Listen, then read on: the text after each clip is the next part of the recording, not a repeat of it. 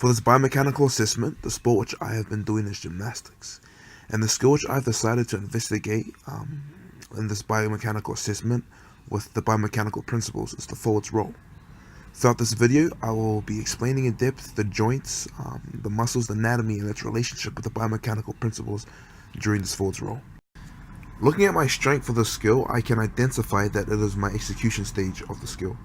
During my execution stage, I showed good hip flexibility, also having my head tucked in, which had allowed me to have better direction of where my body was moving forward. The biomechanical principle which I have decided to look at with this skill is angular momentum. Looking at inertia being the resistance to any physical object. In order to counter inertia, I have flexed my knee and my hip joint during my preparation phase. By doing this, I have drawn my limbs and mass closer to the axis of rotation.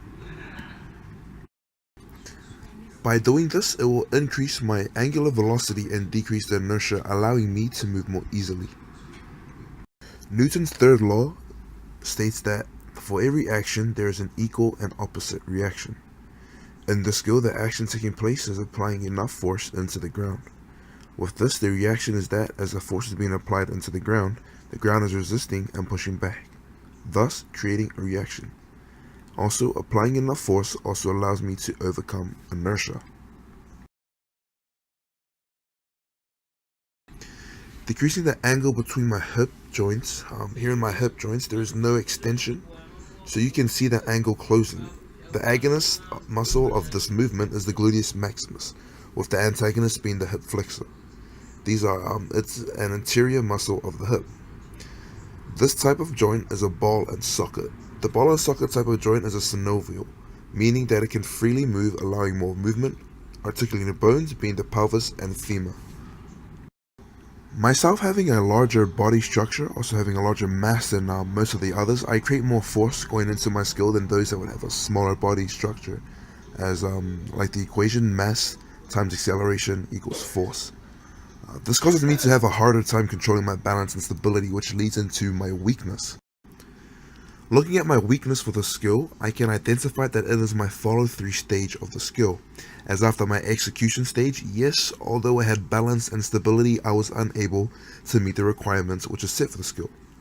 Following through with the skill, it is needed to land low, with both my feet being landscape symmetrical to each other, whereas in my video, it shows that I did not land in this required way. The biomechanical principle which I have looked at for this part of the skill is balance and stability. Although balance and stability are separate concepts, the relation of the skill is very much important and are connected. With balance and stability, I can control my own equilibrium, with the three key factors of the principle. The first being basis of support. Having a wider and squarer base of support allows it to be more balance and stability. This helps with the line of gravity, as it falls between the basis of support, thus increasing balance and stability. Lastly, having a lower center of gravity allows there to also be an increase of balance and stability. These were all three things which I needed to improve on with my follow-through stage. As at the end of my execution stage, it shows my basis of support is very small due to the spacing of my footing. This meaning my line of gravity was unable to fall through my center of gravity. And although my center of gravity was low, with these two key factors not in place, I was unable to finish in the required way, which was needed.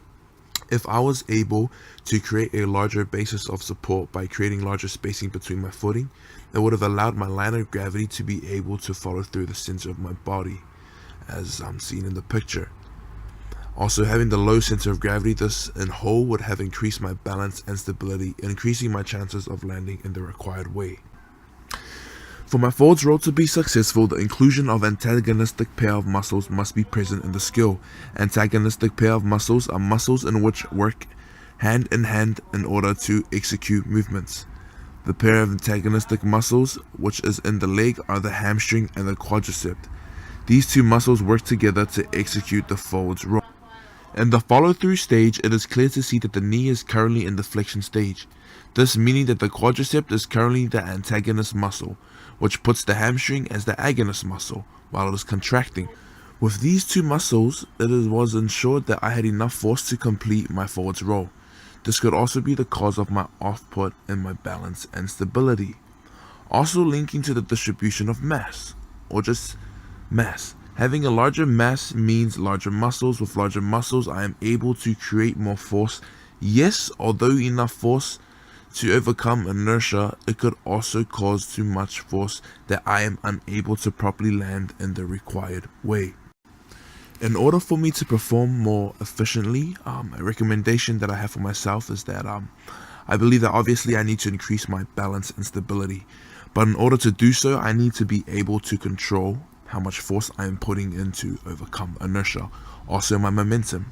As by doing so, I will be able to be in more control of my equilibrium. Also, there will be less force to stop during my follow-through phase, allowing me to have a better basis of support, allowing my line of gravity to be centered while holding the same low center of gravity. By doing all of this, I will be able to land in the required way, having a better balance and stability.